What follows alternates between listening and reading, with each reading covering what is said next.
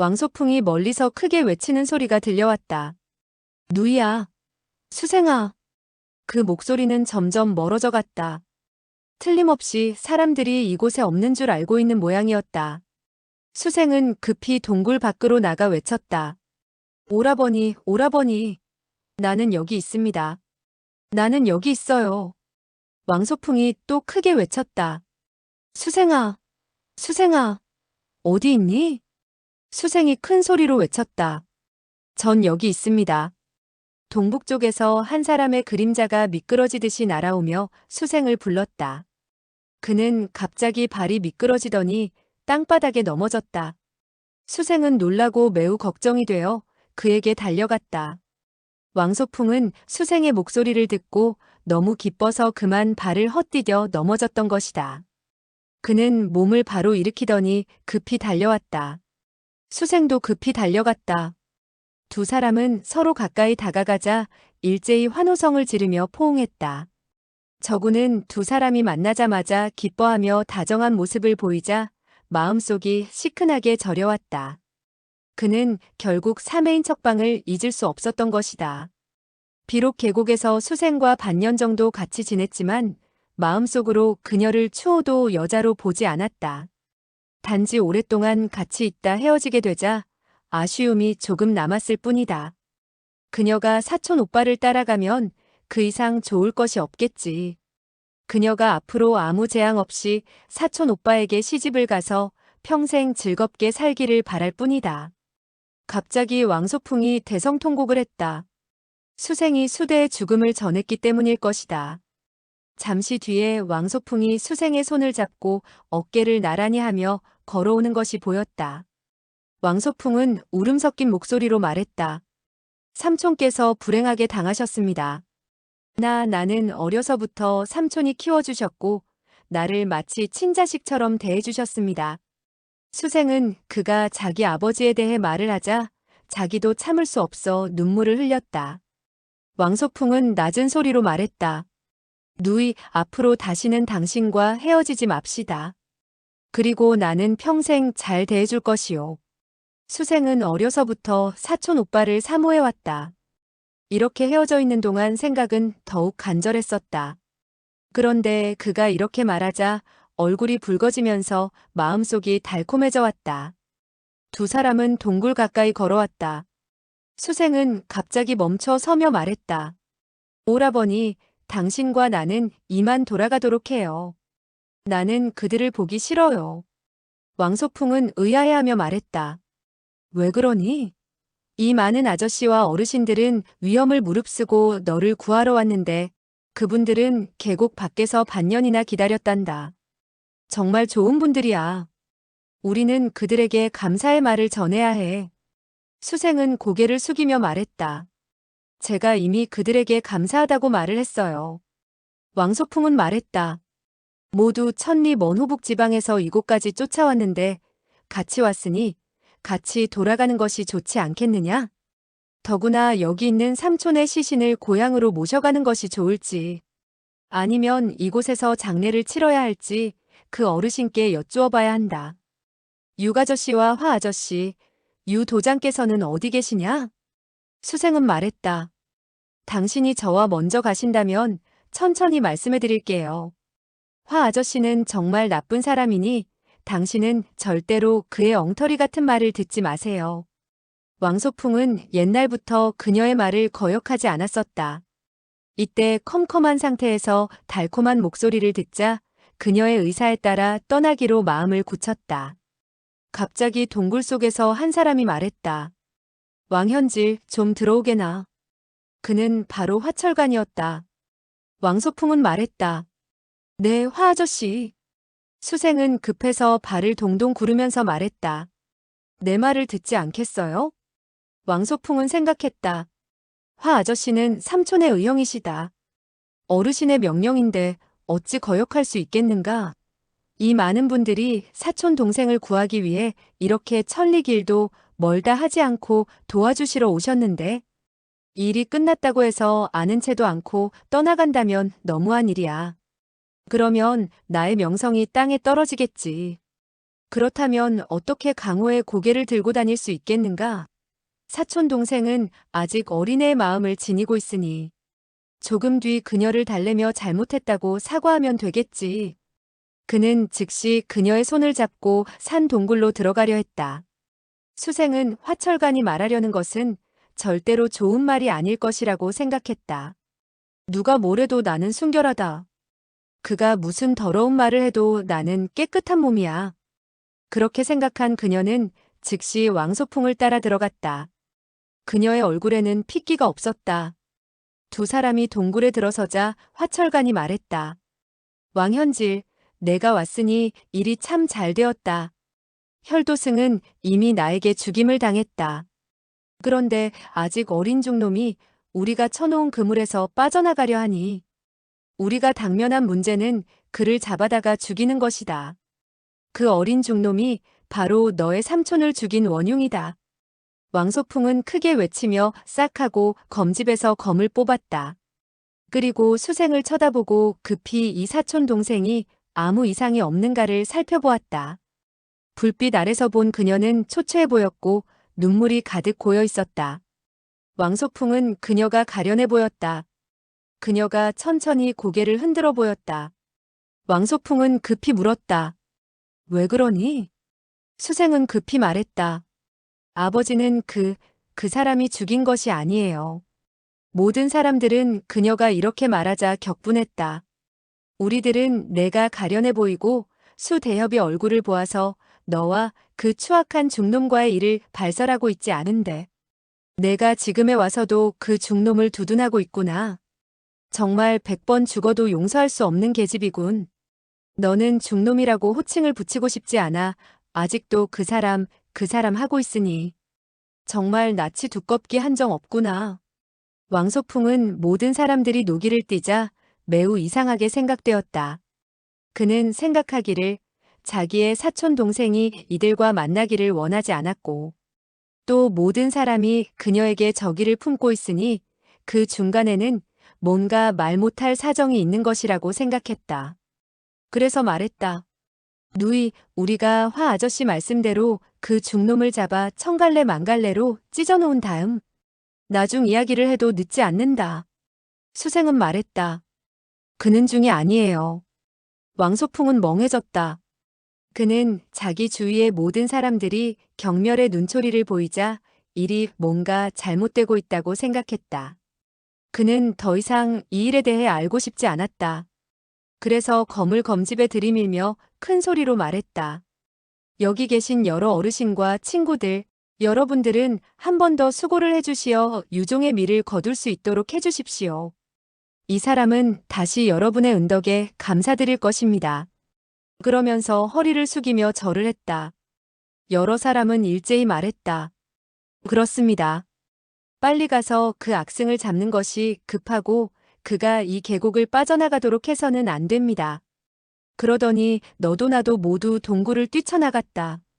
누가 동굴 속에 횃불을 남겨놓았는지 꺼질 듯 말 듯 계곡 안과 영검쌍협 두 사람의 얼굴에 비추고 환해졌다. 어두워졌다 하였다. 두 사람은 서로 손을 잡고 무슨 말이든 하려고 했으나 어디서부터 시작해야 할지를 몰랐다. 저구는 속으로 생각했다. 그들 사촌 오누이끼리 틀림없이 할 말이 많을 것이다. 그렇다면 나는 이제 그만 사라지는 것이 좋겠구나.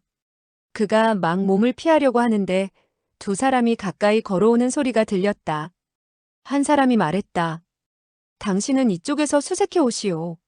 나는 저쪽에서 수색해 오리다. 한 바퀴 빙 돌고 난 후 다시 이곳에서 만납시다. 다른 한 사람이 말했다. 좋습니다. 이 일대의 눈밭에는 발자국이 여기저기 흩어져 있으니 어쩌면 그 악승이 이 근처에 숨어 있는지도 모르지요. 먼저 말한 자는 소리를 낮추면서 말했다. 뭐시오? 송씨, 그 수소전은 마치 한떨기 꽃처럼 어여쁘기 그지없던데. 그 음흉한 중놈은 이 반년 동안 그녀와 아마 많은 재미를 보았을 것이오. 또 한 사람이 웃으면서 말했다. 하하하, 그렇습니다. 그러나 그 왕씨 성을 가진 자는 기꺼이 그 혹을 거두려 하지 않습니까? 두 사람은 히히덕거리며 몇 마디 더 주고받은 후 각각 저군을 잡으러 헤어졌다. 저군은 옆에서 듣고 왕소풍과 수생을 생각하자 마음이 괴로웠다. 화철관이라는 자는 정말 악독하구나. 그는 뻔뻔하게도 유언비어를 날조하여 수 아가씨의 명성을 훼손시키고 있구나. 그렇다고 자기에게 무슨 이득이 있을까? 화철관은 수생이 자신의 여러 가지 악행을 폭로하는 것이 염려되어 먼저 손을 써 그녀의 명성을 더럽힘으로써 사람들이 그녀의 말을 듣지 않게 만든 것이다. 저구는 고개를 들어 동굴 속을 바라보았다. 수생은 뒤로 두 발자국 물러나더니 얼굴을 창백히 하고 몸을 떨면서 말했다. 오라버니, 당신은 낭설을 믿지 마세요.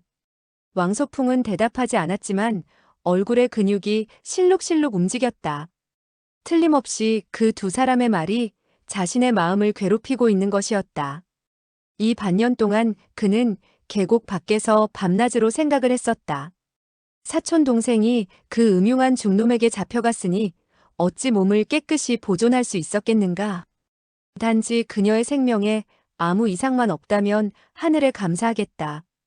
그러나 사람의 욕심이란 끝이 없는 법이다. 이때 수생을 보며 그녀가 몸을 깨끗이 지키고 아무 일이 없었기를 바라고 있었다. 그는 여러 사람들의 말을 들었기 때문에 깊이 생각했다. 이제는 강호의 모든 사람들이 이 일을 알 텐데.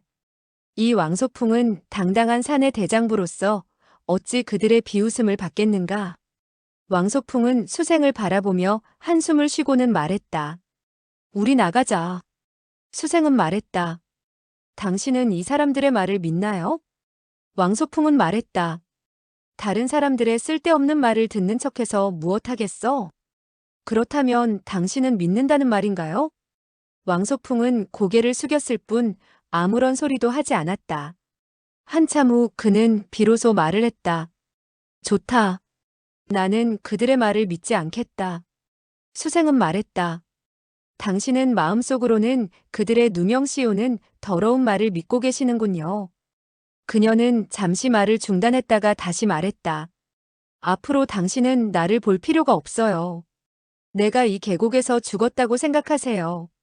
왕소풍은 말했다. 그렇게 할 필요가 있느냐? 수생은 마음이 괴로워서 눈물을 흘렸다. 그리고 대답하지 않았다.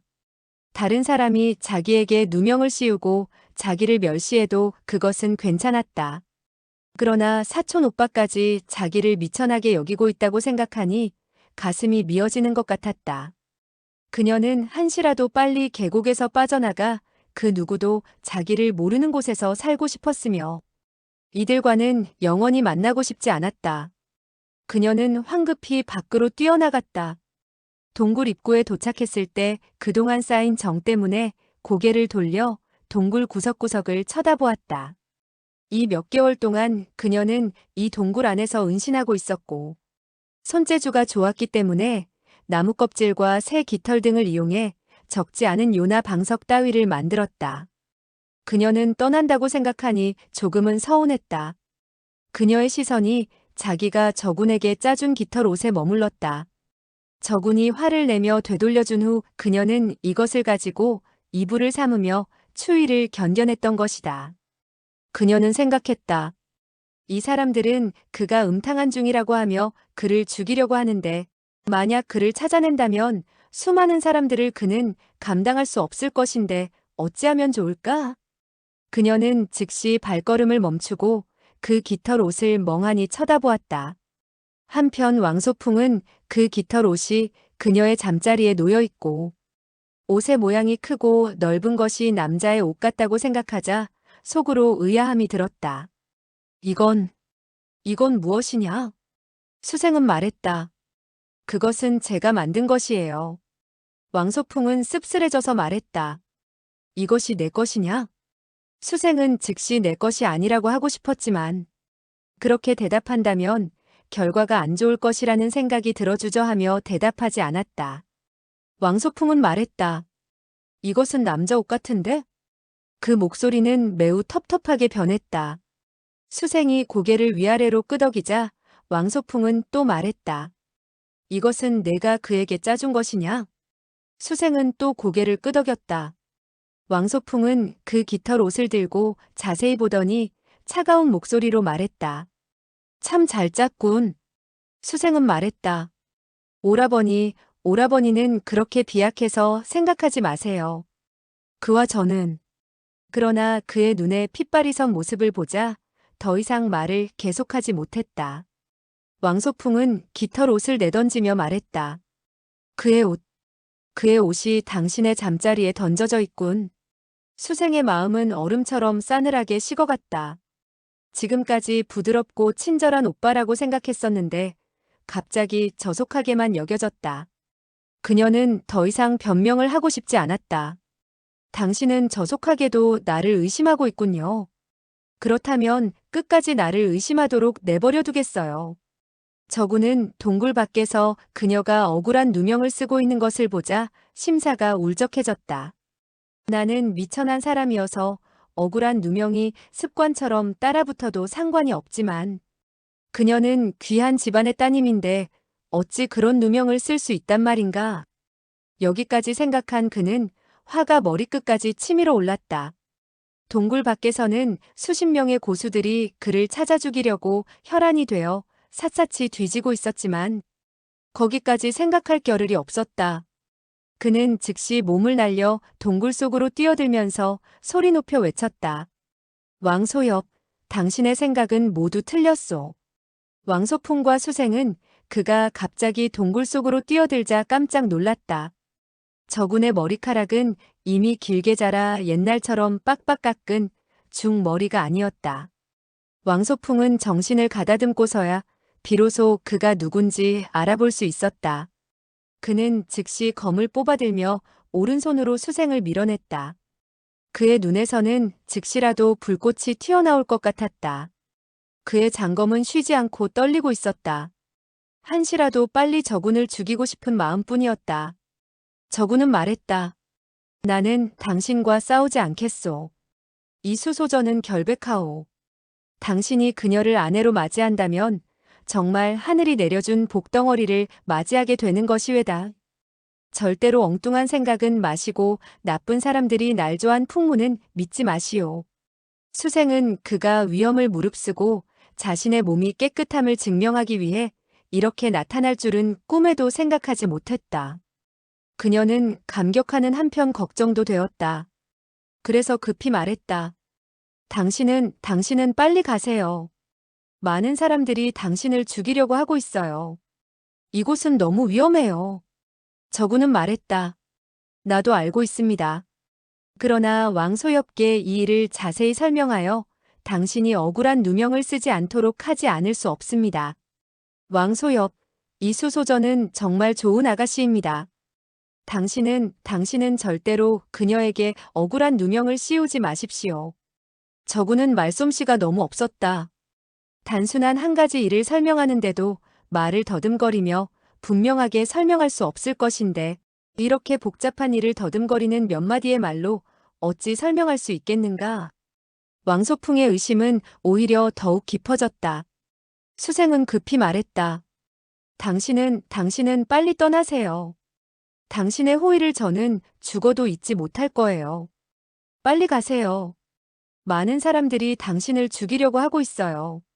왕소풍은 수생의 말투와 표정에서 그에게 매우 관심이 많고 정이 듬뿍 담겨 있는지라 질투심이 걷잡을 수 없이 일어나 소리쳤다. 나는 내 놈을 단숨에 처치하겠다. 하고 말하더니 저군의 가슴을 향해 질풍같이 일검을 찔렀다. 이 일검은 맹렬하고 날카로웠지만 저군은 이미 옛날의 저군이 아니었다. 저군은 정파와 사파 양쪽의 무공을 한 몸에 갖추고 있었다. 왕소풍의 검이 몸 앞에 이르자 그는 몸을 약간 돌려 일검을 피하고는 말했다. 나는 당신과 겨루지 않겠소. 나는 당신에게 이수소절을 아내로 맞아들이고 그녀에게 추호도 의심을 품지 말라고 당부하고 싶습니다. 그녀는 정말 좋은 아가씨입니다.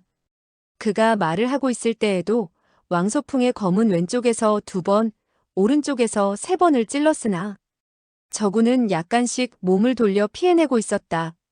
저구는 계속해서 피하다가 문득 이상한 생각이 들었다. 이 사람의 무공은 매우 높았는데 어찌 반년 사이에 이토록 무공이 무뎌졌지? 왕소풍은 맹렬히 공격해 들어갔지만 그가 아무 일도 없다는 듯이 살짝살짝 피하자 더욱 미친 듯이 검을 휘둘러댔으며 검초는 더욱 빨라졌다. 저구는 말했다. 왕소엽, 당신은 이 수소저의 순결을 의심하지 않겠다고 말해주시오. 그럼 나는 가겠습니다. 당신의 친구들이 나를 죽이려고 하니 나는 더 이상 머무를 수 없습니다. 왕소풍의 검은 갈수록 빨라졌다. 저구는 비록 내공이 심오했으나 경공은 형편없었다. 그러기에 왕소풍의 검이 더욱 빨라지자 마침내 더 이상 피하지 못하게 되었다. 저구는 할 수 없이 가운데 손가락으로 왕소풍의 검신을 튕기자 왕소풍은 그 힘을 견디지 못하고 호구가 찢어지면서 검을 놓치고 말았다. 그러나 그는 다시 검을 주워들어 덤비려 했다. 저구는 다시 그가 검을 들면 상대하기 어려울 것 같아서 한 장으로 그의 어깨를 살짝 밀었다. 그러나 저구는 자신의 힘이 어느 정도인가를 몰랐기에 살짝 밀었으나 왕소풍은 몇 바퀴를 돌더니 벌렁 나자빠지면서 석벽에 부딪혔다. 수생은 그가 낭패할 정도로 넘어지자 급히 달려가 부축했다. 저구는 어리둥절해졌다. 그는 절대로 왕소풍을 그렇게 날려보낼 생각은 없었는데 그가 이렇게 넘어지자 재빨리 앞으로 나아가서 왕소풍을 부축하려 했다. 미안합니다. 정말 죄송하게 되었습니다. 나는 정말 고의가 아니었습니다. 수생은 오른팔을 잡으면서 말했다. 오라버니, 아무 일 없지요? 왕소풍은 질투와 분노와 수치심에 자신을 억제할 수 없었다. 그는 수생의 마음이 저군에게 치우쳐 있고 두 사람이 연합해 자기를 공격한 후 오히려 자신을 비웃고 있다고 생각했다. 그는 왼 손바닥을 휘둘러서 철썩하는 소리가 나도록 수생의 오른쪽 뺨을 때리며 소리를 질렀다. 꺼져라. 수생은 깜짝 놀랐다. 사촌 오빠가 자기를 때린다는 것은 상상도 못했던 일이다. 그녀는 손으로 뺨을 만지면서 멍한 표정을 지었다. 왕소풍은 다시 한 손바닥을 가해 왼쪽 뺨을 때렸다. 수생은 놀라고 무서워서 저군의 품으로 뛰어들었다. 저군은 그녀를 끌어안고 몸을 돌려 자신의 뒤에 세워놓은 뒤 왕소풍에게 다가가며 환한 음성으로 말했다. 당신은 왜 수소저를 때리는 것이오? 그때 동굴 밖에서 발걸음 소리가 들렸다. 몇 사람이 외쳤다. 동굴 속에서 사람이 다투고 있으니 빨리 가서 봅시다. 어쩌면 악승이 거기에 숨어 있는지도 모릅니다. 수생은 뒤로 물러나면서 말했다. 빨리 떠나세요. 저는 당신의 호의를 영원히 잊지 못할 거예요. 빨리 가세요. 많은 사람들이 당신을 죽이려고 하고 있어요. 저구는 왕소풍과 수생을 번갈아 쳐다보고는 말했다. 나는 가겠습니다. 그리고 몸을 돌리더니 밖으로 나가려 했다. 왕소풍이 크게 외쳤다. 음흉하고 악독한 중놈이 이곳에 있습니다. 그가 도망치려 하고 있으니 빨리 동굴 앞을 막아 도망치지 못하게 하시오. 수생은 급히 말했다. 오라버니, 터무니없는 말씀은 그만하세요. 왕소풍은 여전히 크게 외쳤다. 빨리 동굴을 막으시오. 빨리 동굴을 막으시오. 동굴 밖에 서 있던 7, 8명은 왕소풍의 말을 듣고 즉시 동굴 입구를 막아섰다. 저군이 빠른 걸음으로 나가자 한 사람이 일갈했다. 어디로 도망치느냐? 그러더니 검을 휘둘러 그의 정수리를 내리쳤다.